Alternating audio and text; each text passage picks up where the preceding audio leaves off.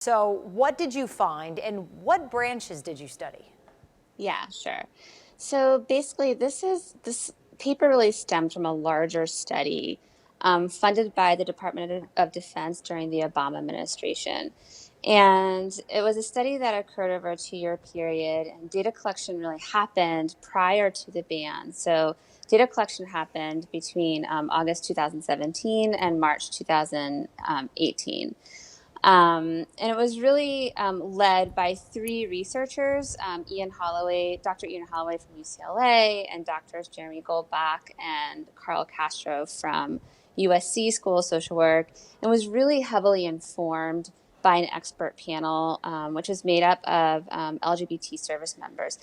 And basically, what we were looking at for this paper is support among service members who were in the four major branches of the military, so the Army, the Marines, the Air Force, and the Navy. And what we really wanted to find is their degree of support for transgender people serving in the military.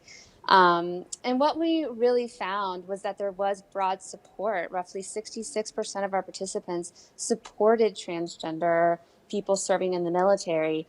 And then there were some really important differences in support emerging based on gender, sexual orientation, and race and ethnicity.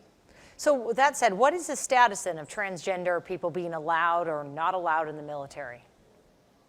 I mean, as far as I understand, the ban is still in place. I mean, if you're diagnosed with gender dysphoria, you can no longer enlist in the military.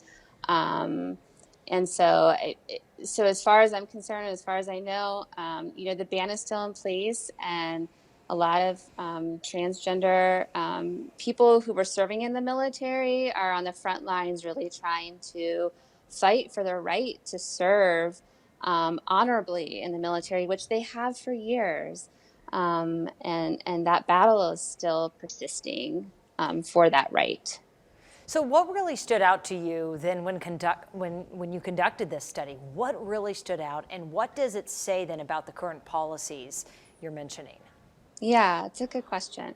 One of the major tenets of the ban is that the inclusion of transgender service members would disrupt unit cohesion. But really, what our findings suggest is quite the opposite, is that there is broad support among military service members for transgender military service. And it really suggests that including transgender people within the military actually contributes in a positive way to military service. It contributes in a positive way to unit cohesion, and diversity in general contributes to unit cohesion.